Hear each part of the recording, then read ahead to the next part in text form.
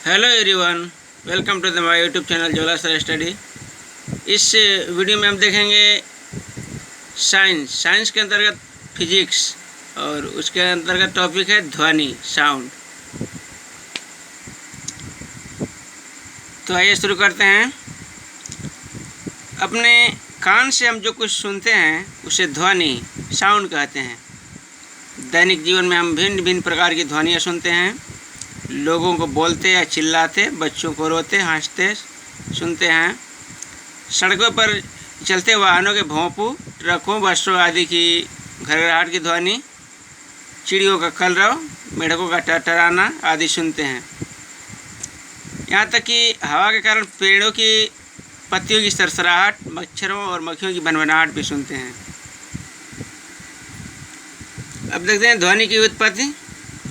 ध्वनि कई विधियों द्वारा उत्पन्न की जा सकती है, जैसे ताली बजाकर, बोलकर, टेबल को ठोककर इत्यादि। परंतु ध्वनि तब तक उत्पन्न नहीं हो सकती जब तक किसी वस्तु में कंपन, वाइब्रेशन न हो। कंपन का अर्थ है वस्तु का तेजी से आगे पीछे या ऊपर नीचे होना। साइकिल की घंटी बजाकर उसे हल्के से छूने पर उसे कांपने का स्पष्ट अनुभव होता है, और जब कंपन बंद हो जाता है तब ध्वनि भी समाप्त हो जाती है। इससे पता चलता है कि जब कोई वस्तु कंपित होती है तब इसके कंपन से ही ध्वनि उत्पन्न होती है। आगे देखेंगे ध्वनि की प्रकृति। ध्वनि ऊर्जा का एक रूप है जिसके कान में पड़ने से सुनने की संवेदना होती है। ध्वनि शब्द दो अर्थों में प्रयुक्त होता है। पहला संवेदना, सेंसेशन, और दूसरा है बाह्य विक्षोभ, एक्सटर्नल डिस्टर्बेंस। जब हम कहते हैं कि ध्वनि सुनते हैं तो हमें संवेदना का उल्लेख करते हैं, किंतु जब हम कहते हैं कि गैस की अपेक्षा ठोस में ध्वनि तेज चलती है तो हम बाह्य विक्षोभ का जिक्र करते हैं, जो प्रयुक्त संवेदना उत्पन्न करता है। अब हम देखेंगे ध्वनि से संबंधित मुख्य टॉपिक, साथ ही इसे रिलेटेड सभी तरह के परिभाषाएं। पहला, विभिन्न वस्तुओं के कंपन करने से ध्वनि उत्पन्न होती है। और अगला है ध्वनि तरंगों के संचरण में माध्यम के कण आगे नहीं बढ़ते वरन विक्षोभ ही संचरित होता है। ध्वनि ऊर्जा का एक रूप है जिसके कान में पड़ने से सुनने की संवेदना होती है। ध्वनि का गमन निर्वात में नहीं होता। इसके संचरण के लिए संतत द्रव्यात्मक माध्यम, कंटिन्यूअस मटेरियल मीडियम का होना आवश्यक है। तरंगें, वेव, दो प्रकार की होती हैं। पहला अनुदैर्ध्य लॉन्गिट्यूडिनल तथा दूसरा अनुप्रस्थ ट्रांसवर्स। यदि तरंग संचरण के क्रम में माध्यम के कणों का कंपन तरंग संचरण की दिशा में होता है तो वैसी तरंग अनुदैर्ध्य तरंग, लॉन्गिट्यूडिनल वेव कही जाती है, जैसे गैस या हवा में ध्वनि तरंग।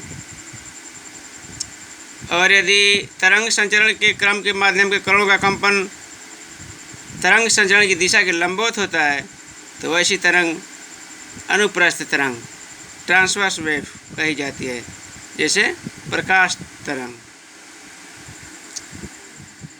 ध्वनि तरंग की प्रकृति अनुदैर्ध्य लॉन्गिट्यूडिनल होती है। किसी तरंग गति में वह न्यूनतम दूरी जिस पर किसी माध्यम का घनत्व या दाब आवर्ती रूप में अपने मान की पुनरावृत्ति, रिपीटेशन करता है तो तरंग का तरंगदैर्ध्य, वेव लेंथ कहा जाता है।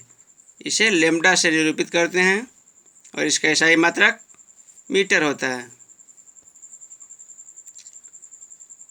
किसी माध्यम में घनत्व के एक दोलन पूरा होने में लगे समय को ध्वनि तरंग का आवर्तकाल, टाइम पीरियड कहते हैं।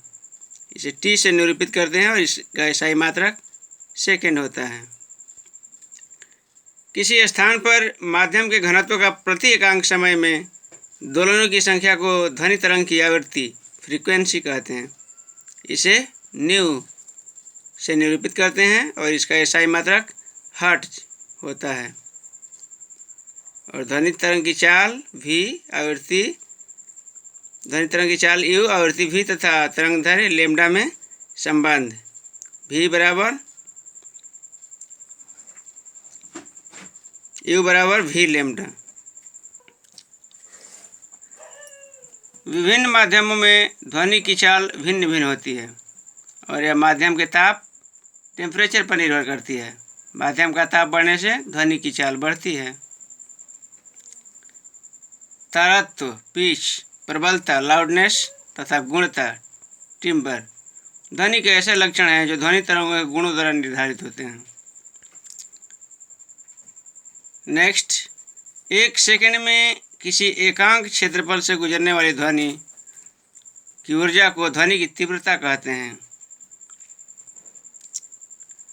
प्रकाश के किरणों के जैसा ही ध्वनि का भी परावर्तन, रिफ्लेक्शन ऑफ साउंड होता है और वह ध्वनि भी प्रकाश के लिए परावर्तन के नियमों का पालन करती है।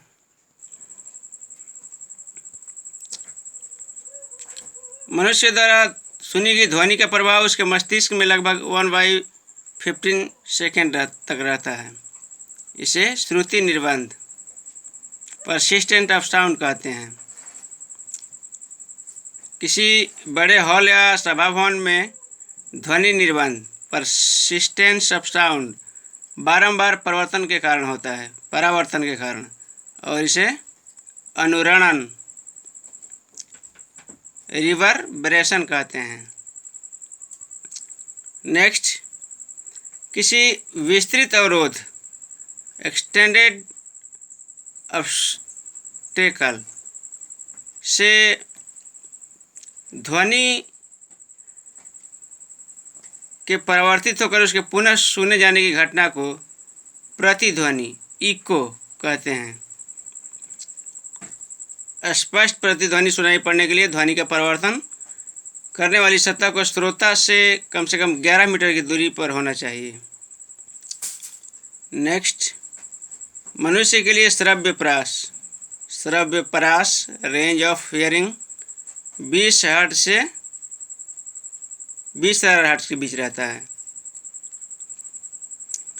श्रव्यता के परास से कम अर्थात 20 हर्ट्ज से कम आवृत्तियों की तरंगों को अश्राव्य, इंफ्रासोनिक तथा श्रव्यता के परास से अधिक अर्थात 20,000 हर्ट्ज से अधिक आवृत्ति के तरंगों को पराश्रव्य, अल्ट्रासोनिक कहते हैं।